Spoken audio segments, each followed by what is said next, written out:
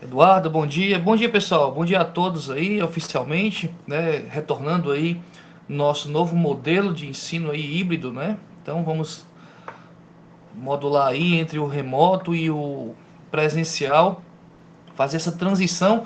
Não sei se vocês lembram, né? Mas vocês foram a turma aí também que a gente estava, né? No terceiro semestre na época, onde aconteceu toda a pandemia, né?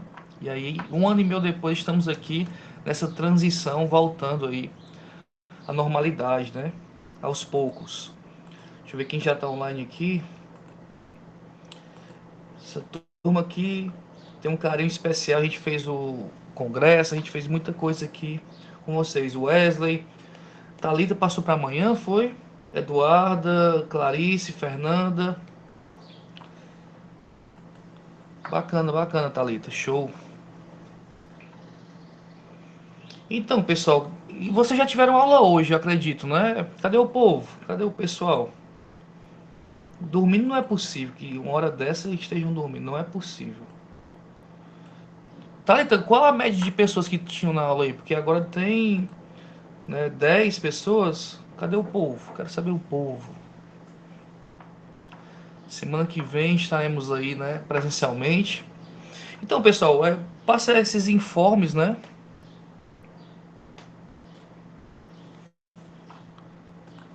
Essa mesmo o quê? 18. Ixi, só? Tá bom. Então vamos lá. Se essa é a média, então vamos, né?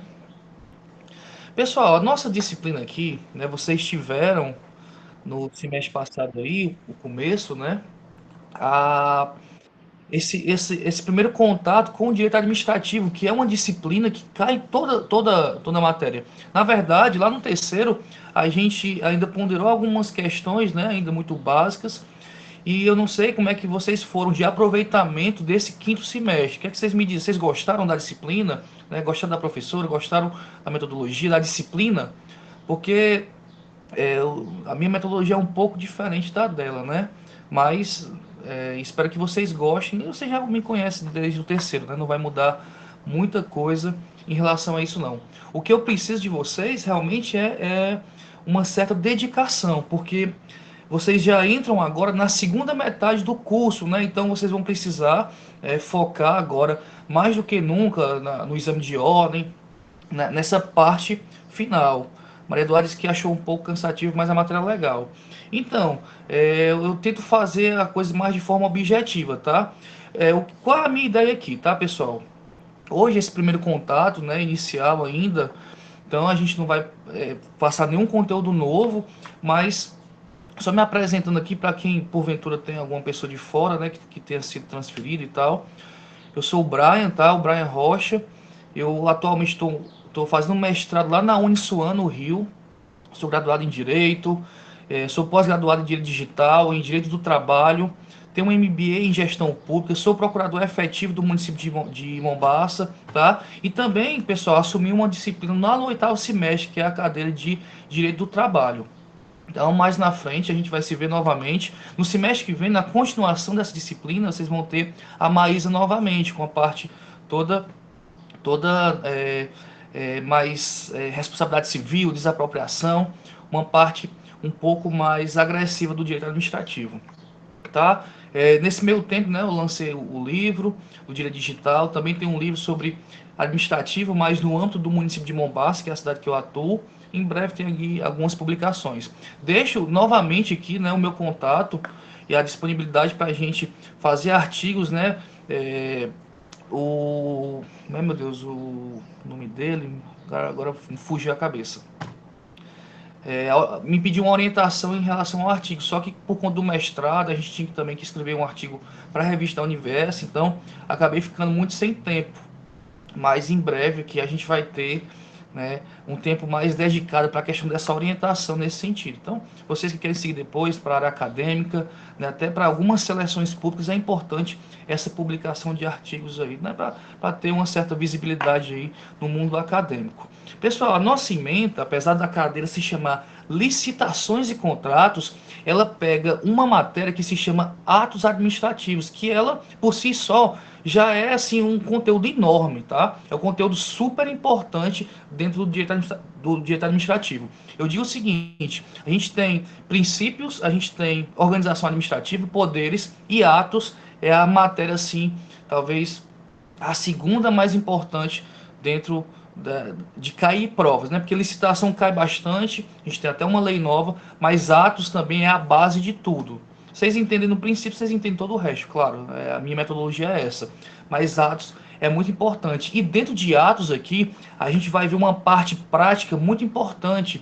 A gente vai fazer aqui dentro da disciplina, como AVP, inclusive, um mandado de segurança. Vocês vão ter já essa noção, né, dessa peça processual que é o coringa aí para quem vai advogar aí nessa área. Mandado de segurança cai na prova da OAB de administrativo, de constitucional, cai na de tributário, pode cair na de trabalho, né? Não é normal, mas pode cair. Então, fora que é uma peça coringa que as pessoas utilizam aí para concurso público, para um monte de coisa, né? Então a gente vai estudar.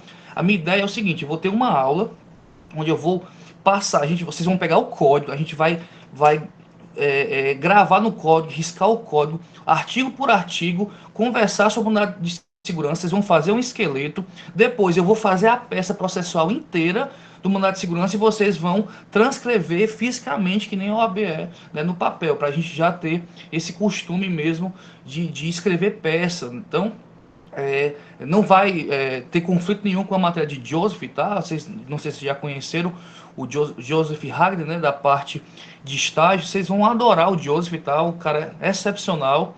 Vocês vão gostar bastante dessa parte aí de prática mesmo. Mas aí, ao mesmo tempo, a gente vai também desenvolver essa parte prática do direito administrativo. Então a gente vai ver atos e na parte prática a gente vai ver atos realmente na prática aqui mesmo. Vou trazer um caso real também, para vocês acompanharem, um mandado de segurança de um advogado que entrou aqui na região, e a gente vai analisar aqui ponto a ponto o que foi que ele errou. Errou assim, né, tecnicamente, porque, querendo ou não, alguns juízes até aceitam aí, quando a ação falta alguma coisa ou outra, eles acabam passando a mão aí. Alguns já são mais rígidos, então a gente tem que pecar pela técnica, a gente tem que pecar pelo excesso, a gente acrescenta mais coisas pensando aí numa possível improcedência.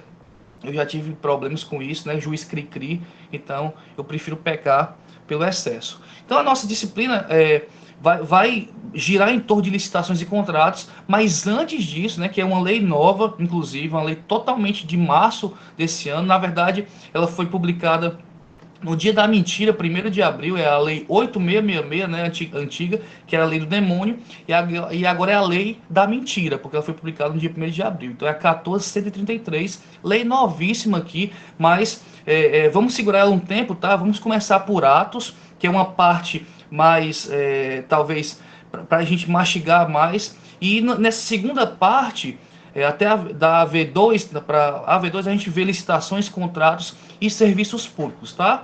Vai ser bem legal essa parte, né? Eu acredito que essa primeira parte ainda é mais interessante que licitações e contratos, porque licitações e contratos é muito detalhezinho e ela está muito longe da nossa realidade. Por exemplo, eu trabalho no município, eu já tenho esse acesso maior, né?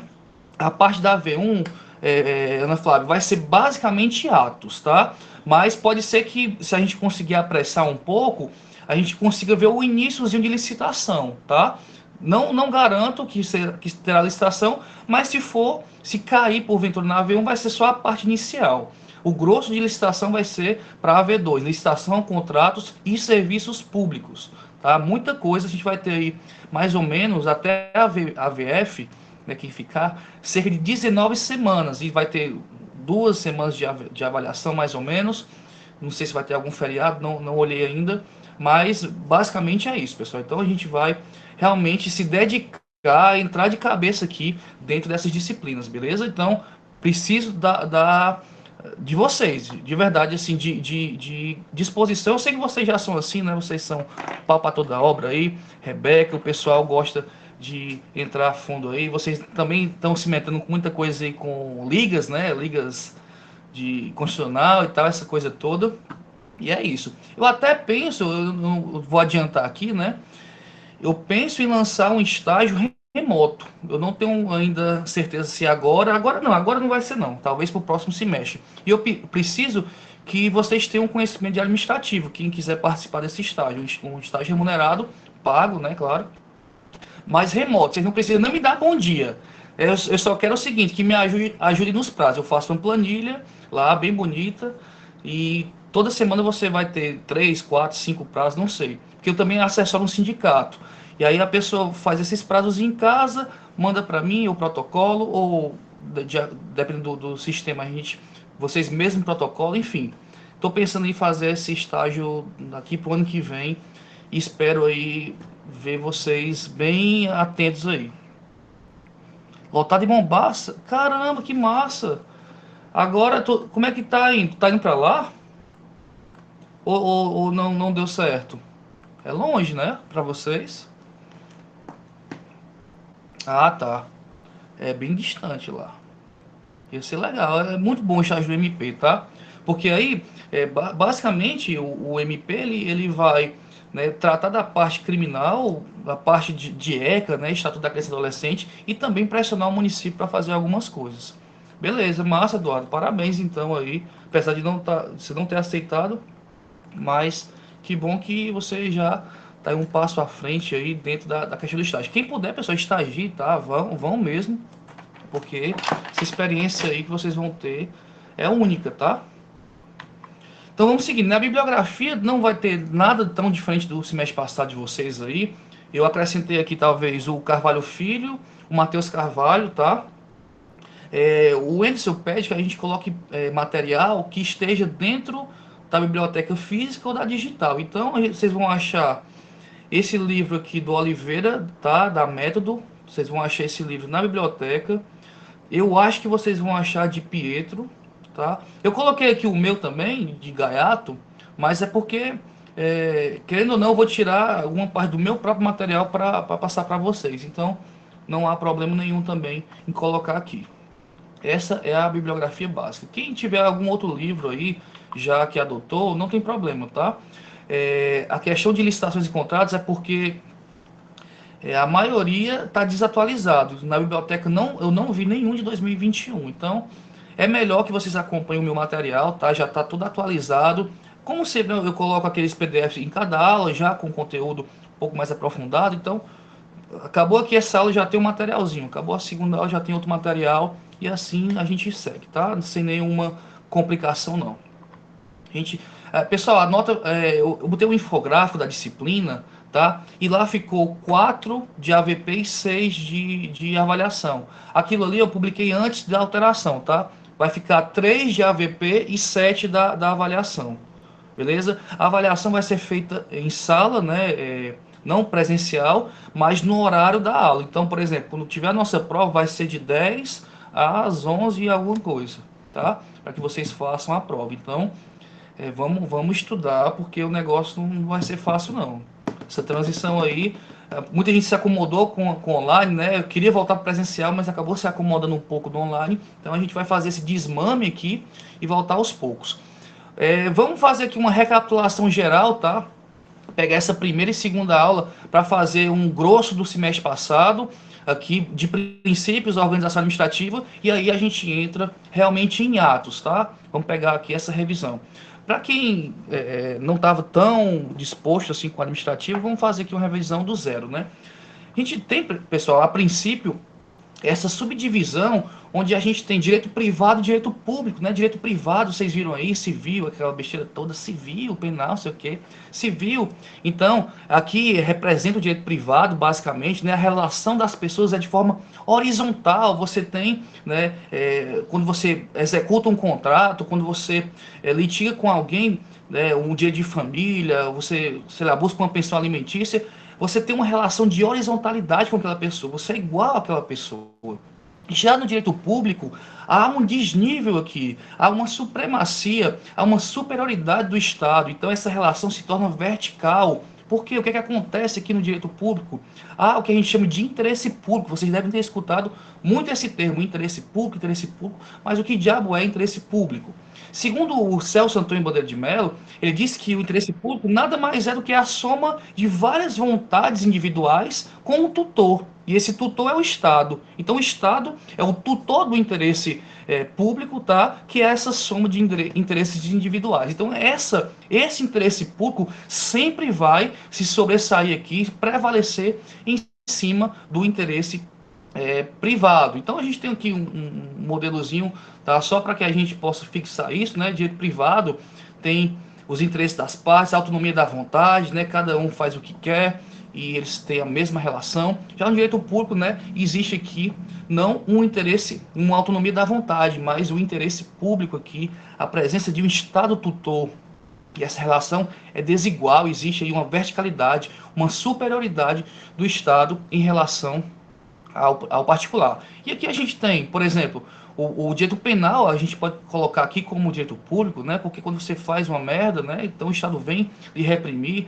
O direito administrativo, o direito constitucional, então a gente vai seguir aqui no direito administrativo, né? Que rege essa parte aqui.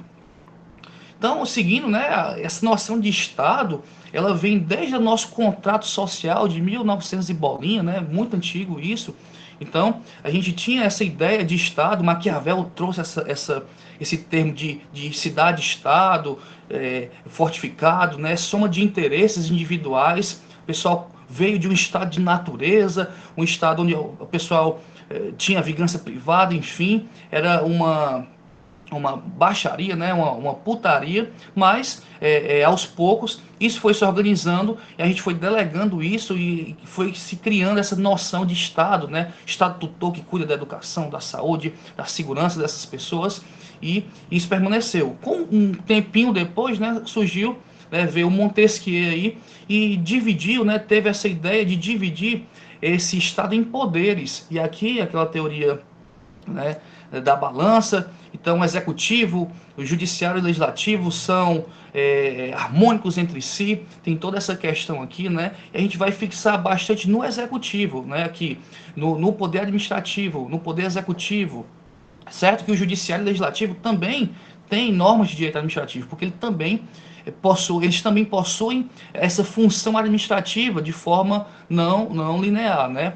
De forma atípica aqui, como a gente chama. Eu trago aqui a figura, já trouxe isso até naquele semestre, do Camilo, não para idolatrar nem nada não, mas para mostrar que a gente precisa hoje da figura de um gestor, gerente, né? Uma pessoa que precisa tomar decisões e leva pancada de todo lado, né? Se está certo ou não, ele vai tomar pancada, e esse estado da gente hoje ele é muito gerente, né? Ele mudou bastante com o tempo. A gente tinha, né, um Estado que buscava o patrimonialismo, o meu bolso, que pessoal, um particular, ele se confundia com o privado ou com o público. Então eu nomeio quem eu quiser, faço o que eu quiser, e hoje não é bem isso, né? A gente vem aqui de uma escravidão, de um regime de escravidão, de um regime de servidão também. Então o pessoal está acostumado aqui a ser babado. Até falo que, por exemplo, na cidade de Iguatu, o pessoal aqui tem um costume terrível, rapaz, de querer ser bem servido, tá? O pessoal para assim nos bares, assim, vai comprar um espetinho, o pessoal não desce nem do carro, não abre nem um vidro, né? O pessoal tem que vir até ele, dentro do carro, bater para perguntar o que é. É uma putaria, sério mesmo. É um negócio assim de servidão que não faz mais sentido hoje em dia, tá? Então, essa ideia aqui é um pouco antiquada, já é old, né? O patrimonialismo, ele pega essa questão aí de misturar o público com o privado, aí o rouba mais faz, né? De toda forma ele acaba roubando mais do que fazendo. Então, a gente tenta acabar com isso, né? Quase não existe mais no Brasil isso, né? Quase não existe no Cedro, no Iguatu, no Icó, no Jaguaribe, né? Quase não existe mais isso, mas a gente luta para que, para que melhore um pouco essa questão, tá? E aí, pessoal, esse jeitinho, né? A gente vai, para entender mesmo o direito administrativo, a gente tem dois supra-princípios, né? Vocês já viram isso com certeza, mas não vale, na verdade, vale a pena a gente ressaltar eles para a gente entrar no limpo, tá? Os dois supra-princípios é o da supremacia do interesse público com a indisponibilidade. Eles são como o yin e o yang aqui. Quando a gente tem essa ideia de supremacia do poder público, do interesse público, a gente tem novamente essa ideia de Estado gestor, que o Estado vem, que ele vai tomar conta de tudo.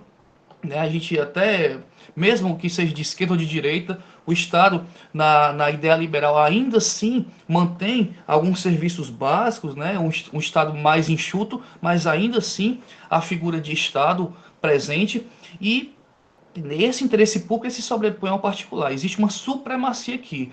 Essa supremacia não é absoluta, tá? É por isso que existe a indisponibilidade, que é a contraparte aqui da supremacia. Aqui a gente tem aqui uma ampliação de poderes e na disponibilidade a gente tem uma restrição, tá? Enquanto um lado a gente tem prerrogativas, do outro lado a gente tem a restrição. Então, eu posso fazer quase tudo, mas eu não posso, por exemplo, doar terreno sem interesse público, sem uma justificativa plausível, sem uma finalidade, né? Se eu, por exemplo, se eu precisar desapropriar alguém, eu posso desapropriar o terreno de que eu quiser, só que eu preciso justificar o interesse público. Por que ali? Por que eu quero desapropriar aquele espaço? Qual o projeto que eu tenho para aquela região, uma escola, um hospital? Então eu tenho que explicar tudo. A gente vai ver que quando a gente emite um ato administrativo, esse ato ele possui requisitos. E se falta um desses requisitos, aquele ato já é inválido. Então eu preciso que o ato administrativo, que o ato emanado por esse gestor público, né, ou pelo servidor público, ele seja completo de requisitos, que todos os requisitos estejam bem direitinho. E um deles é a finalidade pública. A finalidade é o interesse público, tá? Então a gente tem aí alguns exemplos aqui de quebra desse interesse público, tá? Que uma notícia já até um pouco antiga, tá? Deixa eu só beber aqui uma água, que minha garganta tá... Vocês estão aí, né, pessoal? Tudo certo? Tudo bem? Tô correndo aqui, mas eu sou assim mesmo, tá? Qualquer coisa pode parar aí, ligar o áudio e perguntar. Essa notícia já tem algum tempo, tá? Ela já foi até atualizada porque já existe uma ação em andamento em relação a esse concurso público. E ele tem 60 dias, 30 dias para fazer, lançar o edital, 60 dias para organizar tudo e um ano para terminar todo o procedimento agora. O que é que acontece? Ó? Em 2017 o município possuía 650 contratados. Depois, 2018, 1.300 contratados. Aliás, 926. Depois, 1.300 contratados. Então, que contratação temporária é essa que só cresce, né? Que demanda reprimida é essa que não há organização? Então, claramente isso está quebrando o interesse público. Talvez aqui ele esteja utilizando a máquina pública para colocar pessoas do interesse dele, né? Não faz o concurso público, onde eu vou ter uma seleção impessoal, vou contratar o melhor, né? O mais bem qualificado, mas, olha, vai acontecer o de Jaguaribe também. Aqui tem uma, aqui, Thiago, aqui tem umas coisas, cara, que não dá pra, assim, Brian, bizarro. Oi. aqui em Jaguaribe, foi assim, o concurso ele foi feito, estava em uma gestão. O concurso foi feito no período eleitoral, no final da eleição, e é uma disputa política, né? De muito tempo já. E o outro prefeito ganhou, sem ser o que já estava no comando. E o prefeito anterior, antes de sair, homologou esse concurso. Só que o que acontece? O prefeito agora atual está contratando muitas pessoas temporárias e não está chamando o pessoal do concurso.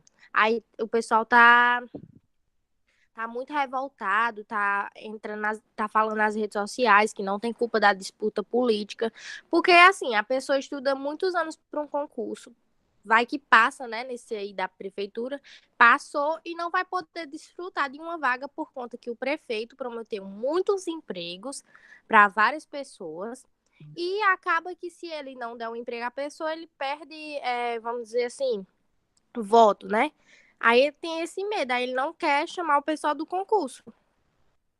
Não, muito boa observação. Porque o que, que acontece, né?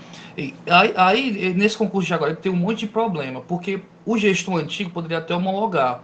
Mas, se eu não me engano, ele convocou uma galera, né? E quando eu convoco uma galera nos 6 últimos meses, eu estou criando despesa para o próximo gestor. Vocês vão ver ainda, daqui para administrativo ou para o direito financeiro, que essa despesa não pode ser criada nos 6 últimos meses. Eu não posso onerar demais o próximo gestor. Então, eu acho que foi mais ou menos isso que aconteceu. O outro entrou e disse: olha, não podia ter feito isso. Aí buscou os meios possíveis para tentar dar uma segurada nisso até se organizar. Mas no momento em que ele contrata temporários e começa a colocar essa demanda de novo, essa questão de dinheiro não vira problema. Né? Ele está mostrando que o dinheiro não é problema, porque se fosse problema, ele não estaria contratando de forma temporária. Então, se tem o dinheiro, por que não chamar o concursado? E aí, pode falar.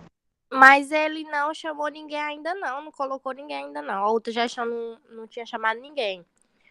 É o Tá, dever entendi. do gestor agora chamar, entendeu? Aí ele está contratando pessoas temporárias e não justamente porque ele prometeu a muita gente e não está chamando essas pessoas do concurso, que não tem nada a ver com essa disputa política entre eles. De toda forma, pessoal, não fiquem muito apreensivos com isso, porque você já deve ter visto o conceito de discricionariedade, né? Ou não? O que é vinculado e discricionário. Se não viram, a gente vai ver aqui nesse semestre, tá? Mas Discricionário é quando não tem margem, é quando tem margem de escolha. isso. Mas diz que ele tem uma certa liberdade, mas também tudo dentro da lei, né? Então, o que acontece? Quando ele tem esse concurso, pronto, homologou. Ele tem até 2 anos para chamar o pessoal. Dentro desses 2 anos, ele chama se ele quiser. É uma discricionariedade que a lei dá a ele. Então, ele pode sim utilizar desse prazo para fazer. Não vai gerar nada que o obrigue a nomear alguém. Agora, se ele tem um cargo, por exemplo, de merendeira, e ele contrata, tem lá 10 concursados de merendeiro, não chamou nenhum. E ele bota 2, 3, 10 pessoas, 20 pessoas de merendeira de forma temporária. Acontece o que a gente chama de preterição. Eu estou preterindo, eu estou esquecendo que existe aquele concurso ali para chamar uma outra pessoa. E aí sim pode gerar uma obrigação do judicial, claro, do prefeito nomear essas pessoas. Porque se ele nomeou fulano, quer dizer que ele deveria ter nomeado cicrano. Quando acontece esses casos de preterição, eu preciso comprovar que aquele mesmo cargo do concurso é o cargo temporário que foi criado, que foi colocado lá. Tá? Tem essa possibilidade. Se não existir a preterição, ele vai ter 2 anos para chamar. E ainda tem a possibilidade dele prorrogar por mais 2 anos. Então, assim, querendo ou não, é chato, né, que para quem fez o concurso, mas existe, não vou dizer nem que é brecha, né, existe essa discricionariedade do prefeito convocar durante os 2 anos e se organizar aí. Então, ele dá emprego agora para a galera, depois ele tira e chama o concursado, tá? Mas qualquer coisa aí a gente conversa mais sobre isso, é um assunto muito interessante. De toda forma, ele ainda está respeitando o interesse público, né? Ele está respeitando a legalidade, porque ele tem essa possibilidade disso. Assim, né? Sem maiores detalhes, porque também não estou tão aprofundado assim nesse assunto de Jaguaribe, tá? Mas acontece em todo o município. Quixeramobim aconteceu. Quixeramobim fez foi botar para fora as pessoas que tinham chamado. Foi uma bagaceira em Quixeramobim. O negócio é sério, tá?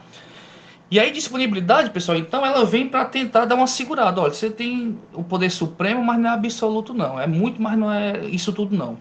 Então, por exemplo, ele não pode desapropriar seu interesse público, ele não pode fazer, não pode sair dando terra do município para todo mundo, né? Tem que ter uma contraprestação aí, alguma coisa para poder dar uma segurada. Ele não tem aí o livre acesso a tudo também, não, tá?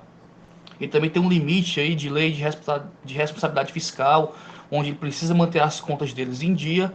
Então tem uma série de restrições aqui a essa supremacia também. E aí, pessoal, passando dessa supremacia, a gente vai ter o LIMP, que é bem conhecido já, né? A legalidade, impessoalidade, moralidade, publicidade e eficiência. O LIMP, super conhecido, né? Iniciamos aqui pela legalidade, então. Legalidade é seguir o que a lei fala, né? Ao gestor, o que acontece? Existe a legalidade do direito privado e do direito público. Ao poder público aqui, ele tem que fazer tudo o que a lei manda.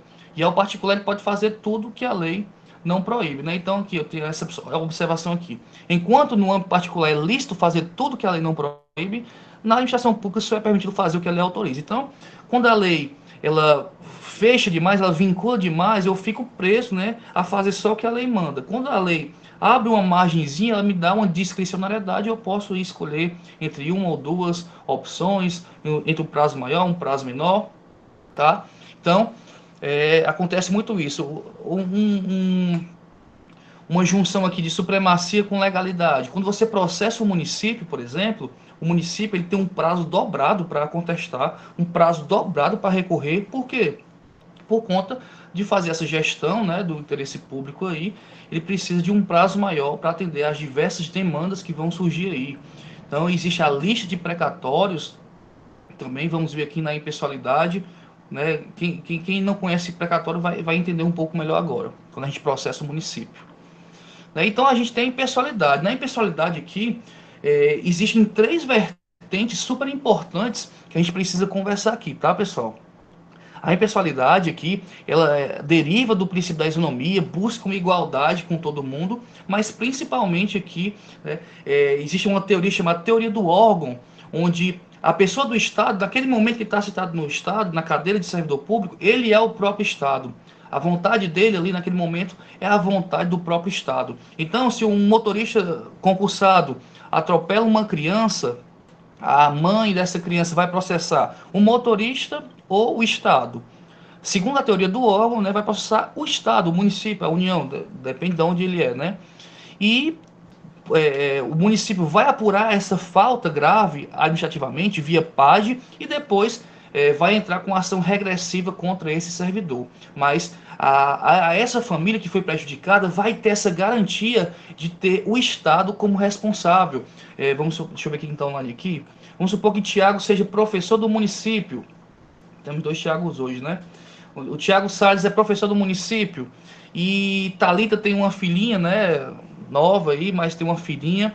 E essa filhinha de Talita estava lá na sala de Tiago e Tiago descuidou um pouquinho e uma coleguinha dela enfiou um lápis no olho da filha de Talita. Então, naquele momento ali, Tiago é o Estado. Eu vou processar Tiago, que era professor? Não, eu vou processar o Estado, o município ali responsável pela tutela daquelas pessoas que estavam ali nesse exemplo aqui fictício, tá? Nessa questão. Então a gente tem essa teoria do Estado. A impessoalidade também fala que eu devo tratar todo mundo de forma cortês, né, bacana, não é porque é a mulher do prefeito que chega na repartição que eu vou tratar melhor do que uma pessoa do povo, eu tenho que tratar de forma impessoal, todo mundo da mesma forma. Existe também uma outra vertente da impessoalidade, que é a questão da súmula vinculante número 3, que é o nepotismo. Eu não posso colocar as pessoas, né, do meu âmbito familiar nos cargos de direção, chefia e assessoramento. Vamos ler aqui essa súmula número 13, pessoal, vinculante número 13, porque tem um monte de questõezinhas aqui que caem em prova bastante e a gente pode desfazer tudo isso agora, tá? É uma súmula que cai bastante, bem conhecida. E aí a gente tira algumas dúvidas e alguns mitos também, ó. A nomeação de cônjuge, companheiro ou parente em linha reta colateral ou por afinidade até terceiro grau, inclusive da autoridade nomeante, né, se for do prefeito ou do servidor, é, é, da mesma pessoa jurídica investida em cargo de direção, chefia e assessoramento para o exercício de cargo em comissão de confiança ou ainda em função gratificada da administração pública. Resumindo, o que é que fala aqui? Se eu sou um prefeito, se eu sou um secretário, né, uma pessoa que tem uma certa autonomia, eu não posso colocar parentes em primeiro, segundo, terceiro grau, mãe, pai, filho, irmão, nesses cargos de direção, chefia e assessoramento, nesses cargos comissionados ou então nessas funções gratificadas. Aí você vai me dizer, mas eu conheço aqui no município que eu moro, o pai do prefeito é secretário, a irmã do prefeito é secretário, a mãe ou a cunhada. Vamos ver como é que funciona essa lista aqui, tá? Para ficar mais claro aqui. Deixa eu pegar aqui. Ó, vocês estão vendo aqui o servidor público, né? Primeiro grau, aqui é do direito civil, tá, pessoal? A mesma coisa, a mesma ideia. O pai é primeiro grau, o avô é segundo. O irmão é segundo porque tem que passar pelo pai, né? Tá aqui o servidor, ou o prefeito.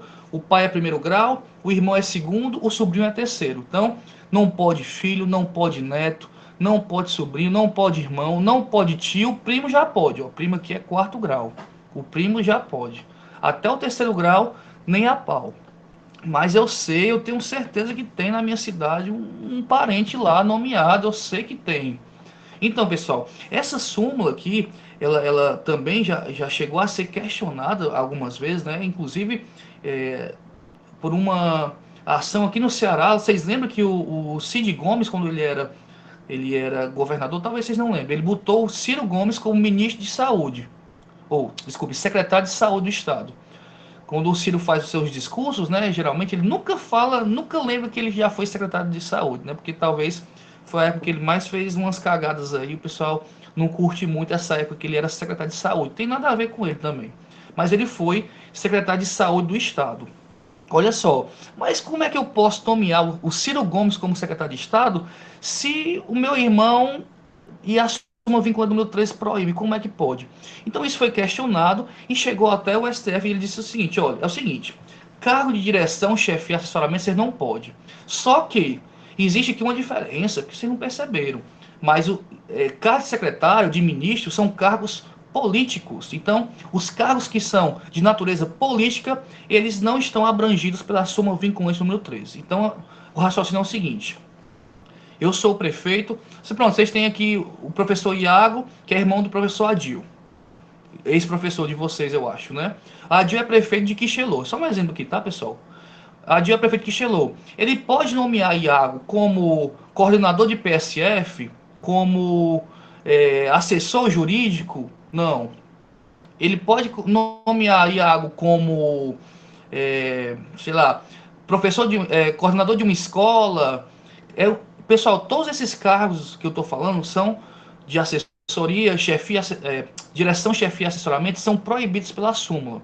Mas a DIL poderia nomear Iago como um secretário de obras, um secretário de educação, porque o cargo de secretário tem natureza política. Então, esses cargos de natureza política, eles estão aí fora dessa abrangência da súmula vinculante número 3. Logo, não fere a impessoalidade eu nomear irmão, pai, até o terceiro grau, sendo nesses cargos aqui. Só que o STF busca um novo requisito, certo? Você pode nomear, mas essa pessoa que você nomeou precisa ter conhecimento técnico na área. Aconteceu em Mombaço o seguinte: o prefeito recém-possado lá, Orlando Filho, nomeou a cunhada dele, a irmã da mulher dele, né, como secretária de saúde. Então vamos ver aqui, ó. Quando a pessoa é casada, pessoal, essa linha é a mesma, tá? É como se fosse o marido e a mulher aqui, ó, o servidor aqui, o marido e a mulher, a mesma pessoa. Então, a cunhada dele é a irmã da mulher, é segundo grau. Então, é a mesma coisa. Ela pode ser secretária? Segundo o entendimento do STF, sim, né? Só que ela tem capacidade técnica, ela é enfermeira, tem pós-graduação em gestão de saúde, então ela tem os requisitos técnicos também. Então, ela pode sim ser nomeada nesse cargo. Agora, a pessoa que bota lá o pai, não tem uma formação para ser secretário de obras, de infraestrutura, não tem nada a ver uma coisa com a outra, né? Então, tem que ser pensado também esse requisito técnico. Um outro aqui, pessoal, ainda vertente da impessoalidade, é a publicidade pessoal do gestor. Eu não posso fazer publicidade pessoal do gestor com dinheiro público, tá? Então, tem lá, obra quem me deu foi quem, obra do prefeito Edinaldo, obra da prefeita Laís Nunes, obra de fulano de tal, do prefeito tal. Não posso fazer isso. É uma publicidade pessoal do gestor. Isso é vedado pela Constituição, no artigo 37, tá? E aí a gente tem aqui alguns exemplos do que aconteceu na verdade, né? A Justiça de Iguatu bloqueia bens de prefeito e determina retirada de cores relacionadas a partir da impublicidade de uso do brasão. Aqui ainda não é o princípio da publicidade, é o princípio da impessoalidade, né? É uma publicidade pessoal do gestor, publicidade com dinheiro público desse gestor. No caso de Iguatu, Iguatu era mais ou menos assim. Essa é a bandeira de Iguatu, azul, Casa do Cidadão azul, Teatro azul, e quando o prefeito entrou, né, ele mudou tudo, ó, tudo laranja, tudo amarelo. Ficou até bonitinho aqui algumas coisas, tá? Confesso que achei até bacana. Só que isso caracteriza personalidade, ele tá aqui botando a marca dele, como o pessoal entra na gestão pública, não, eu tenho que botar a minha cara em tudo. Aí pinta das cores do partido e isso aí fere a impessoalidade, beleza? Aqui mudou algumas questões aqui também no Iguatu e é isso, tá? Pessoal, para não sei se foi muita informação para vocês, né? Estou só tentando fazer uma revisão geral de tudo. Hoje a gente fica por aqui, na aula que vem presencial a gente continua os princípios e continua também aí a parte de organização administrativa, se der a gente já entra em atos na próxima aula, tá? Mas ainda devagarzinho, para a gente ir pisando com calma nesses assuntos, tirando algumas dúvidas. Espero que vocês tenham gostado, tá? Muito obrigado aí, gosto muito de vocês, aquele abraço, saudades. Nos veremos em breve aí, valeu.